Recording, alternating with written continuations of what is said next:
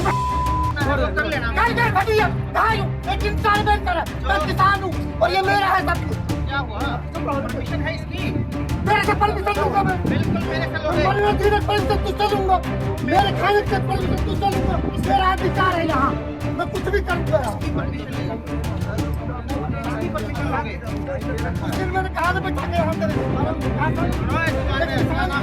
मैं किसान हूँ।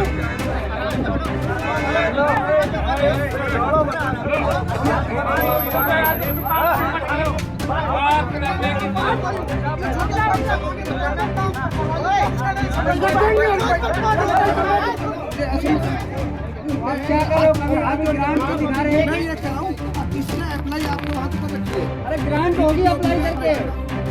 मैं ये कह रहा हूँ ग्रांट होगी, परमिशन इसको मिल गई है। मैं सर इसमें पढ़ा लिखा भी नहीं हूँ तो मुझे इस चीज मैं देखी इसने आपके वहाँ तक लगा रखी है फाइल।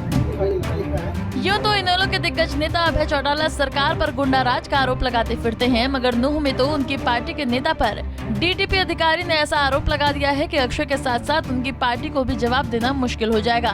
दरअसल हुआ यूं कि डीटीपी विनेश कुमार 9 मई को दोपहर अपनी टीम के साथ रेवासन गांव के समीप पहुंचे थे, जहां एसएचके आरएमसी प्लांट अवैध तरीके से चलाया जा रहा था। इस पर कार्रवाई करने पर आरएमसी प्लांट के मालिक इनेलो नेता हाजी सोहराब खान और उनके परिजन आजाद इमरान ने बाधा डालते हुए कई लोगों को बुला लिया। उन्होंने कहा कि आरएमसी प्लांट के द्वारा कोई सीएलयू अप्लाई नहीं किया गया था। अब से पहले बीते साल यहाँ कई आरएमसी प्लांट पर कई खामियों को लेकर कार्रवाई की गई थी। आरएमसी प्लांट को 2 बार नोटिस दे रखे थे, लेकिन निर्धारित नियम पूरे नहीं किए गए। अब इस ओर टीम कार्रवाई करने पहुंची तो 10-15 गाड़ी में भरकर अज्ञात लोगों को बुलाया गया। डीटीपी विनेश ने आरोप लगाया कि इस दौरान कई लोगों ने मुझ पर और हमारी टीम पर गाड़ी चढ़ाने की कोशिश की। कार्रवाई शुरू करी। कार्रवाई के दौरान जो है काफ़ी उपद्रव किया वहाँ के लोगों ने। उन्होंने काफ़ी कॉल करके लोगों को बुलाया और सोहराब नाम के एक व्यक्ति हैं जिनका वो आरएमसी प्लांट था। एक कंकर खेड़ी के जो हाल फिलहाल सरपंच हैं, लेडी हैं कोई, उनके ससुर हैं इमरान खान। इन्होंने इससे पहले जो मैंने कार्रवाई करी थी उस दौरान भी इन्होंने काफ़ी अपोज किया था, हमें डराया था, धमकाया था। और ऐसी ही एक और शॉप्स बनी हुई थी, उसमें भी तोड़फोड़ की कार्रवाई हमने करी, लेकिन इन्होंने टोटली जो है उपद्रव किया वहाँ पे भी।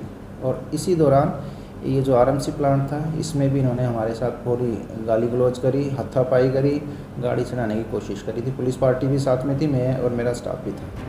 वहीं इनेलो नेता हाजी सोहराम खान ने आज जब इस मामले को लेकर बात की तो उन्होंने कहा कि मारपीट के आरोप गलत लगाए जा रहे हैं। ऐसा कुछ भी नहीं हुआ, मगर मारपीट व गाड़ी चढ़ाने की बात कही जा रही है तो सबूत सामने लेकर आए। पहले मैं आम आदमी था, मैंने इनेलो पार्टी ज्वाइन करी थी। तो जैसे मैंने पार्टी ज्वाइन करी थी उसके तुरंत 2-3 दिन बाद हमारी ज़मीन यहाँ सारी अखबार, आपको पता है, सारी जो नौगांव वाली ज़मीन थी वो सारी अखबार हो गई। तो सब अपने बच्चों के लिए कोई साधन बनाता है, ज़मीन तो है नहीं, कोई बच्चों के लिए कोई खाने कमाने का कोई रोज़गार।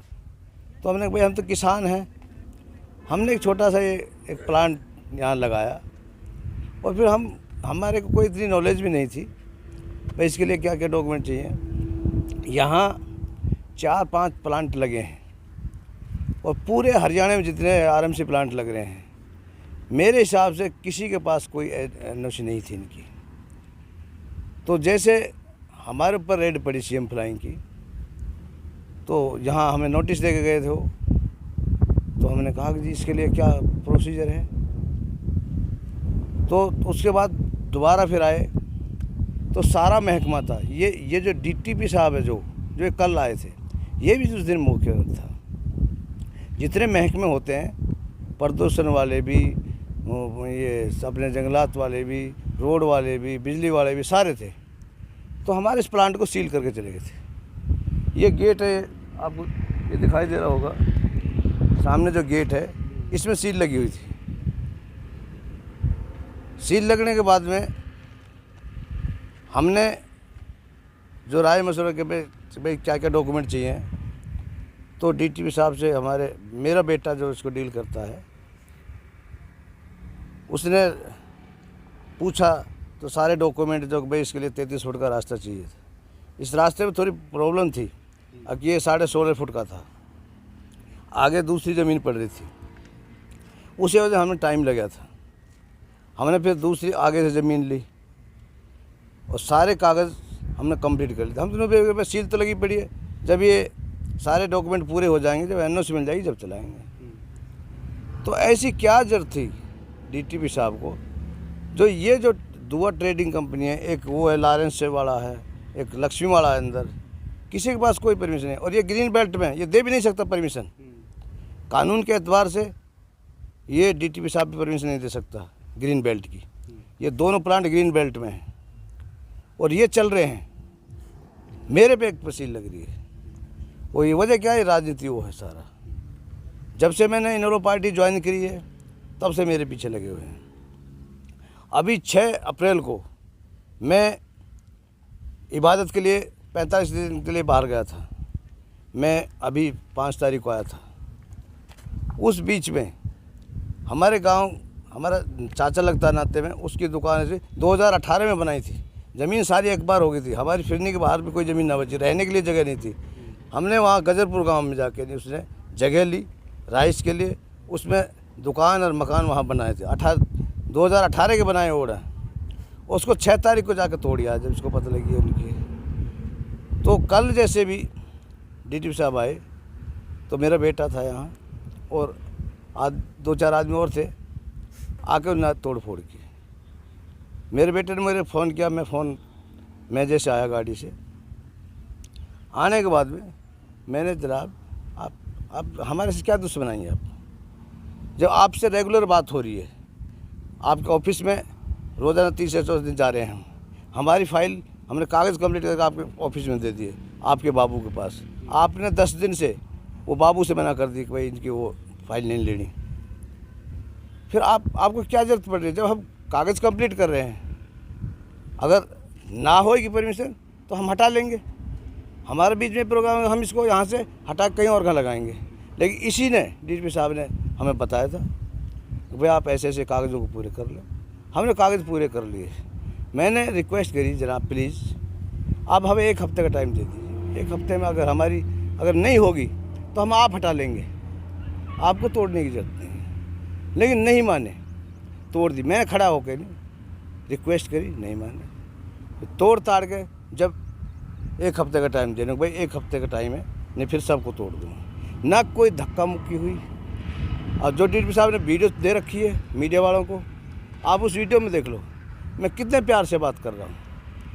मेरा भाई आज़ाद वो आया, मैंने उससे भी धक्का देके उससे कहा भाई मैं बात कर रहा हूँ DTP साहब से, आप अलग हट। ना कोई गाड़ी चढ़ाने को बताओ, मैं गाड़ी चढ़ा सकता हूँ क्या? आप कोई अगर इलाके, फिर दोबारा पुलिस प्रशासन था, यहाँ से हमारी बातचीत हो गई। 1 हफ्ते का टाइम दे दिया हमें, थाने चले गए। फिर थाने में बुला लिया इंस्पेक्टर साहब ने, थाने गए। फिर थाने से फिर वापसी आए यहाँ पे, यहाँ के खूब चाय की, पानी की रिक्वेस्ट करी, भाई कोई बात नहीं, जो तोड़ना तो आपने तोड़ दिया, लेकिन 1 हफ्ते का टाइम दे दो। कोई बात नहीं थी, ना कोई धक्का की, ना कोई मुक्के की, ना कोई गाली की गलौज की। अगर कोई धक्का, कोई हमें वीडियो दिखाए, कोई सबूत देख भाई। और कोई आदमी ये कह दे हाजी सौराब किसी को गाली दे सकता है, ये तो अफसर है, कोई आम आदमी नहीं कह सकता मेरे ज़बान से गाली निकल जाए। और गाड़ी चढ़ाने की बात करते हैं, बताओ ऐसे अफसर जो गजेटेड अफसर हैं, ऐसे अफसरों के मुंह से शोभा नहीं देता। इस तरह से हमारे ऊपर एलिगेशन लगा। मेरा भाई इमरान वो था ही नहीं कल यहाँ पे, वो नूह था, मेरा बेटा भी नूह में था, मैं था यहाँ पे। लास्ट में जब सब कुछ फारिग हो गया, जब लास्ट में भाई जब सुन के नहीं तो लोग तो आ ही जाते तमाशा देखने के लिए। 10-20 आदमी भीड़, तो जब कहीं तोड़ फोड़ होती, कहीं भी तोड़ फोड़ कर दे रहे हो, वहाँ भी इकट्ठे हो जाते हैं। लेकिन ये बता दें हमें, कोई किसी ने गाली दी हो, किसी ने धक्का मुक्की करी हो, बदतमीजी करी हो, हम खड़े खड़े तोड़वा रहे हैं अपने सामने। तो ये सारा ये राजनीतिक षड्यंत्र है। ये मेरे पीछे जो है ना, मेरी क्या है लड़ाई है DTP साहब से, मेरे से क्या खुंदक है ये सारी। चलो हमारे सामने बात अब आई, जो मेरे से इस चीज़ में सिर्फ मेरा एक राजनीति पे वो फ़र्क पड़ता है। इस तरीके से मेरे खिलाफ जो एलिगेशन लगा रहे हैं, और इस चीज़ से मैं डरने वाला नहीं हूँ। जो चांद के धूल नहीं लगती, और ऐसी FIR से मेरे खिलाफ जेल ही तो भिजवा देंगे और क्या करेंगे, लेकिन सच्चाई की जीत होती है। इनेलो नेता ने साफ तौर पर कहा कि ये कार्रवाई राजनीतिक दबाव के चलते की जा रही है। हम सभी नियमों की पालना करते हैं, जो भी कमियां रह गई हैं उन्हें पूरा कराने का काम करेंगे। उन्होंने कहा कि इनेलो पार्टी ज्वाइन करने पर कईयों को रास नहीं आ रहा है। इस राजनीति के कारण दबाव बनाकर ये कार्रवाई की गई। हालांकि कौन सही है और कौन गलत, ये जाँच में ही पता चलेगा। नूह से के बघेल, पंजाब केसरी टीवी।